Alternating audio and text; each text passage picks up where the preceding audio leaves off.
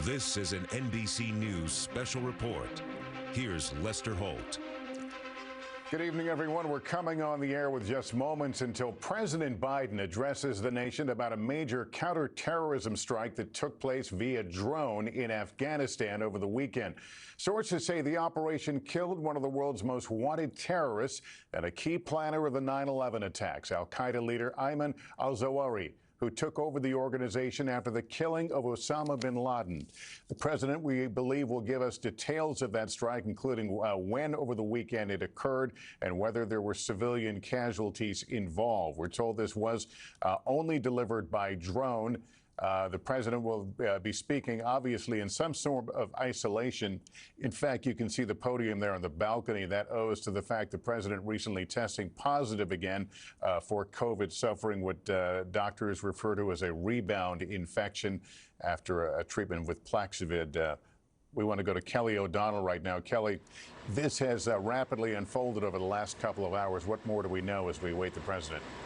Well, we know that the president will be speaking from that balcony with the camera at some distance because of the COVID infection, and senior administration officials tell us this was a successful counterterrorism operation with no U.S. personnel on the ground and no civilian casualties, taking out the person who has been the leader of al-Qaeda since Osama bin Laden was killed back in 2011. And by doing that, they were able to carry out this strike using an unmanned drone in Kabul, in downtown Afghanistan. And of course, about a year ago, that is when President Biden decided to remove U.S. forces from what had been America's longest war. And at that time, even with all the chaos of that withdrawal, he said he would always retain the ability to use U.S. resources, both military and intelligence, to make strikes where needed. The president will explain what happened. Lester? My fellow Americans. And here is the president. On Saturday,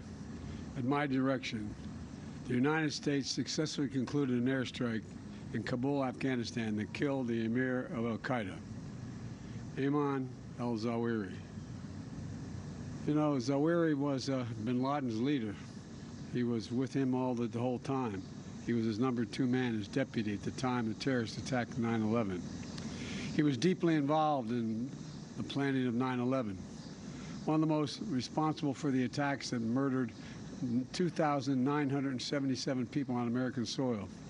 For decades, he was the mastermind behind attacks against Americans, including the bombing of the USS Cole in 2000, which killed 17 American sailors and wounded dozens more.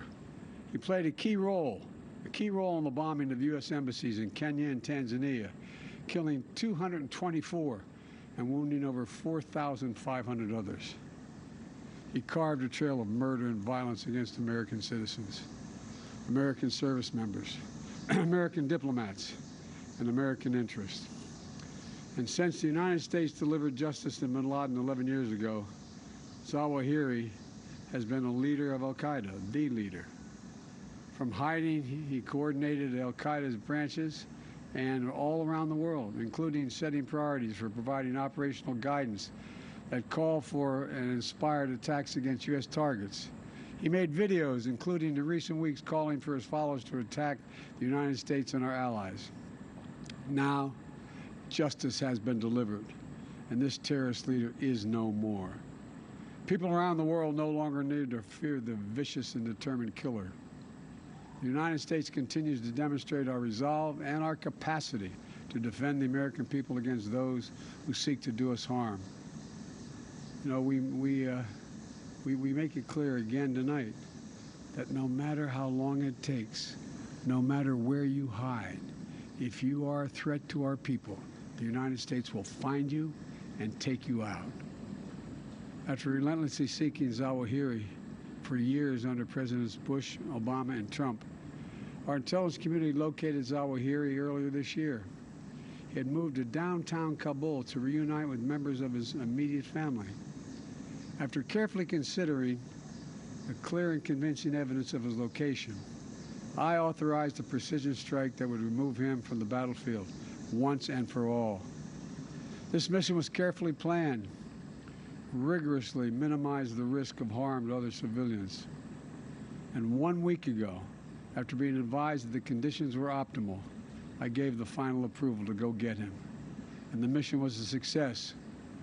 None of his family members were hurt, and there were no civilian casualties. I'm sharing this news with the American people now, after confirming the mission's total success through the painstaking work of our counterterrorism community and key allies and partners. My administration has kept congressional leaders informed as well. When I ended our military mission in Afghanistan almost a year ago, I made the decision that after 20 years of war, the United States no longer needed thousands of boots on the ground in Afghanistan to protect America from terrorists who seek to do us harm. And I made a promise to the American people that we continue to conduct effective counterterrorism operations in Afghanistan and beyond. We've done just that. In February, our forces conducted a daring mission in Syria that eliminated the emir of ISIS. Last month, we took out another key ISIS leader. Now we have eliminated the emir of al-Qaeda. He will never again allow Afghanistan to become a terrorist safe haven, because he is gone, and we're going to make sure that nothing else happens. You know, it can't be a launching pad against the United States. We're going to see to it that won't happen. This operation is a clear demonstration that we will, we can, and we'll always make good on the solemn pledge. My administration will continue to vigilantly monitor and address threats from al-Qaeda, no matter where they emanate from.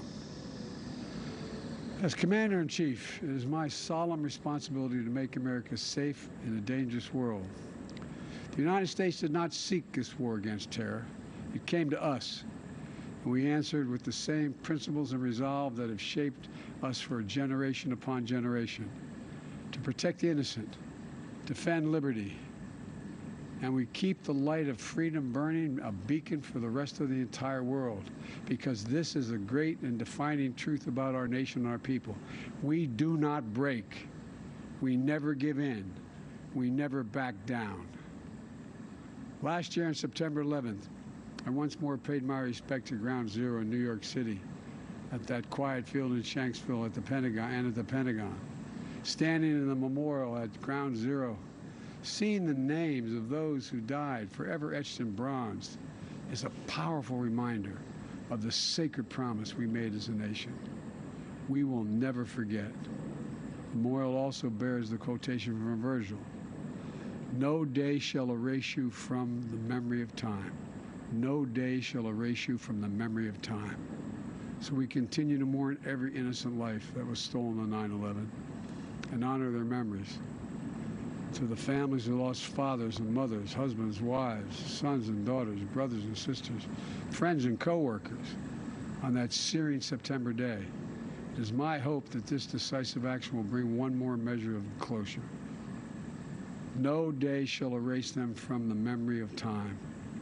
Today and every day, I'm so grateful for the superb patriots who serve the United States intelligence community and counterterrorism communities.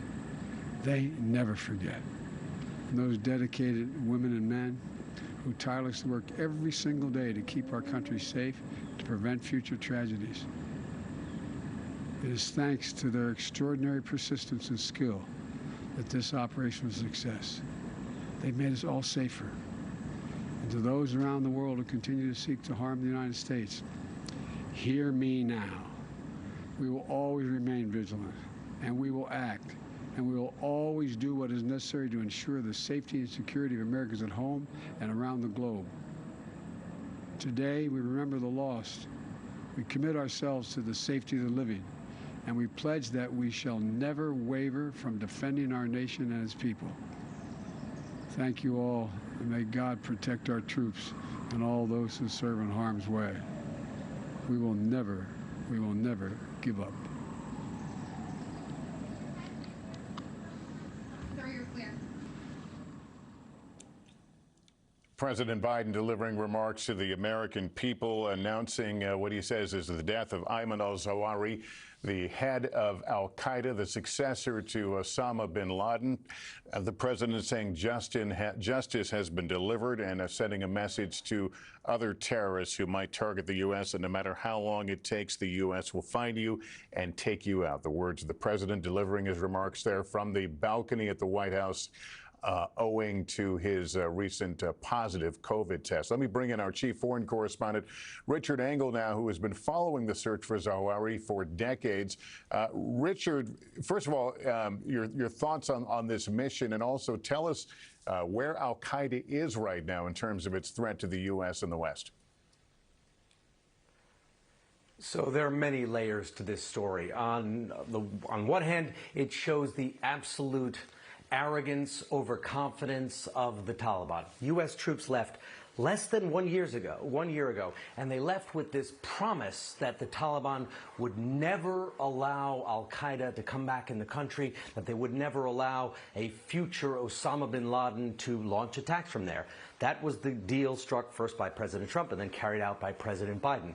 Clearly, they violated that deal with not only the leader of al-Qaeda, Ayman al-Zawahiri, in Kabul, not far from the presidential palace, but he'd also apparently been there for months, long enough for U.S. troops to start briefing about his whereabouts, U.S. intelligence start briefing about his whereabouts back in April, long enough to build a mock-up of the safe house where he was staying, long enough for that mock-up to be studied, to have the president briefed, to discuss the infrastructure of the building so that when a strike was carried out, that it wouldn't cause collateral damage, kill members of Zawahiri's team. And then the president gave the final go-ahead to the military a week ago, saying, when there is an opportunity, you guys take the strike. And that strike was taken while he was on a balcony in the middle of the night on Sunday to eliminate, apparently, the risk for collateral damage. So on one level, it shows decisive action from the United States,